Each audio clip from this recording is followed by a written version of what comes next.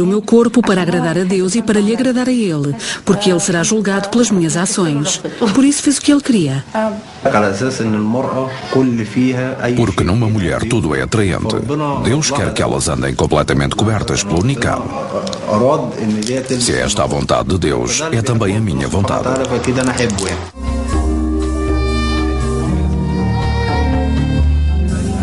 apenas alguns minutos daqui, uma discoteca no Cairo. Neste local não são necessários véus. Homens e mulheres convivem livremente e aqui tudo é permitido, dentro das leis deste país muçulmano. Mas mesmo as mulheres que aqui se encontram, cobrir-se-ão antes de se aventurarem no exterior. Não há nenhuma lei que o exija, mas um poderoso consenso define que as mulheres devem usar véu.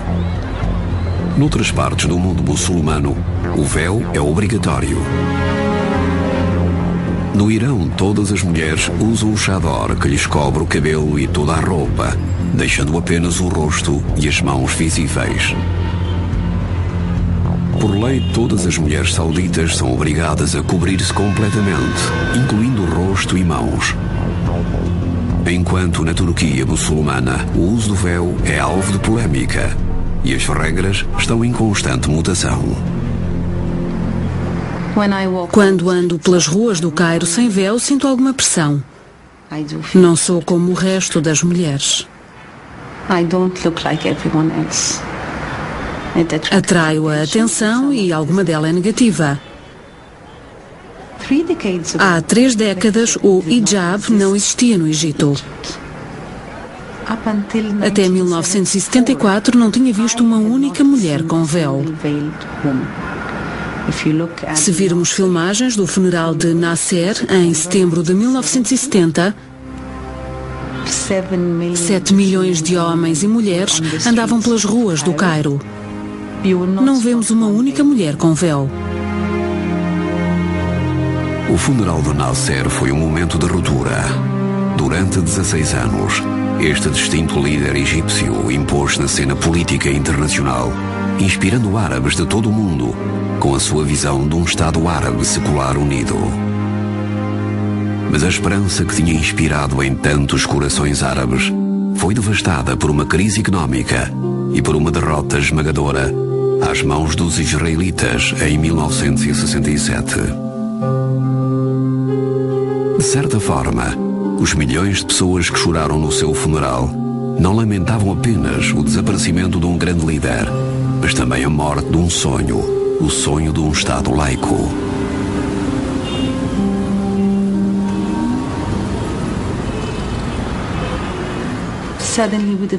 De repente deixamos de ter algo a que nos agarrar.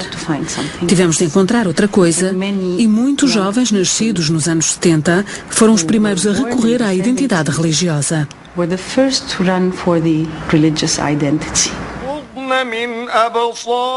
Mas o que diz o Corão sobre a obrigação das mulheres usarem véu?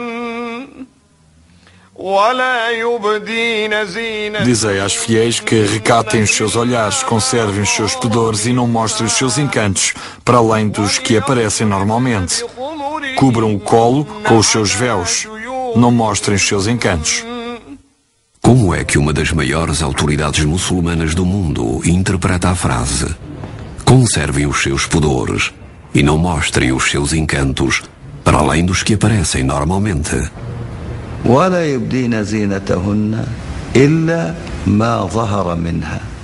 A maior parte dos religiosos concorda que, para além dos que aparecem normalmente, significa as mãos e o rosto. Os homens religiosos tiveram mulheres e filhas que não usaram véu até aos anos 70. Será que de repente perceberam que era necessário? E este não é o único paradoxo. Outros investigadores interpretam o mesmo verso do Alcorão como uma obrigação clara de que a mulher deve andar completamente coberta.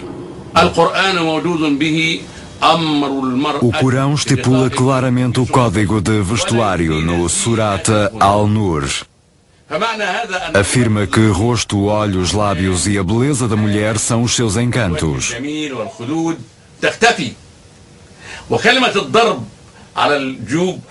Se usarem véu, este deve cobrir o rosto e esconder a beleza. O rosto não deve ser coberto. Não é uma obrigação islâmica. Não é uma imposição coreânica. É anterior ao Islão. É a própria vida do profeta Maomé. Era uma tradição beduína. Por isso, em poucas palavras, as mulheres muçulmanas devem cobrir todo o corpo, com exceção do rosto e das mãos. Li o Corão muitas vezes. Li o Hadith, li interpretações do Alcorão e acredito que não sou obrigada a usar véu.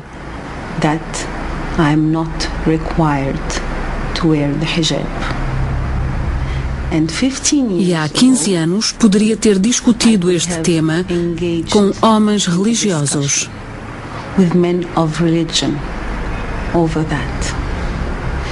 Hoje é praticamente impossível uma discussão destas.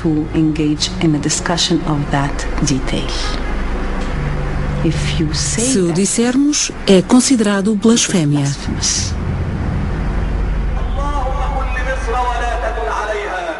Viver com o véu. São 7 da manhã no apartamento do Cairo. Hanan Kemal e o seu marido Mustafa preparam os filhos para a escola. Por um lado, este é um dia normal. Por outro, não é. A presença de uma equipa de filmagens obriga Hanan a usar um niqab, pois ela acredita que deve fazê-lo na presença de qualquer elemento do sexo masculino fora da sua família.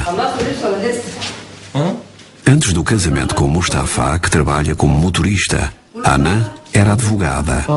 Quando casou, desistiu do exercício da sua profissão e assumiu o uso do niqab e dedicou-se à família e à sua casa. Hanan afirma que Mustafa não teve qualquer influência na sua decisão. Foi Deus quem a despertou para o uso do véu.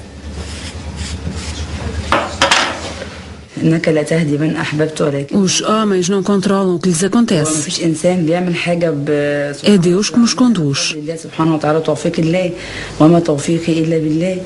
E Allah recompensou-a pela sua devoção? Sim, sem dúvida. Estava muito nervosa quando decidi dar este passo. Pensei que o niqab seria restritivo. Tomei a decisão com medo. Pensei que poderia retroceder a qualquer momento, mas com a ajuda de Deus, esta foi talvez a altura da minha vida em que me senti mais calma e confortável na minha casa, com o meu marido e com os meus filhos. Quando comecei a usar o niqab, fiquei mais próxima de Deus. Desistiu de uma carreira de sucesso para se tornar dona de casa e para usar o niqab. Não terá sido um enorme sacrifício pessoal e financeiro? Qualquer pessoa que se entrega a Deus é infinitamente recompensada. Não senti qualquer perda, pelo contrário. O meu marido conseguiu um emprego melhor e a minha vida tornou-se muito melhor quando me dediquei ao meu marido e aos meus filhos. E claro, quando aprofundei a minha relação com Deus. O véu é um símbolo complexo, com muitos significados para as mulheres muçulmanas. Para aquelas como Hanan que escolhem o niqab, assinala a sua dedicação a Deus e ao marido, mesmo que isso as afaste do mundo. Outras mulheres usam o véu como uma afirmação do seu lugar na sociedade. Sou uma mulher muçulmana orgulhosa da minha identidade, do meu véu e do que ele significa. Lina Fauzi é responsável por programas de formação no Egito rural. Enquanto mulher formada e viajada, é claramente aceita como figura da autoridade por este grupo de elementos do sexo masculino. Há 5 anos atrás, quando tinha apenas 26 anos, Lina divorciou-se e a partir daí decidiu usar o hijab. Lembro-me da primeira vez em que usei o véu. E lembro-me de ter pensado que era assim que Deus queria honrar uma mulher. Este é o respeito merecido pelas mulheres quando usam o véu. E senti-me muito respeitada e honrada por ele. Desde o seu divórcio, Lina voltou a viver com os seus pais. As suas amigas mais próximas são jovens como ela, licenciadas, privilegiadas e viajadas, que partilham as suas crenças e práticas. Para muitos da geração dos seus pais, esta tendência é desconcertante. A Lina apareceu com ele numa sexta-feira de manhã. Fiquei muito surpreendida. Era sábado. Pôs o véu, saiu do quarto e disse: aqui estou eu, sou uma hijaba. Para ser sincera, não fiquei muito contente. Aliás,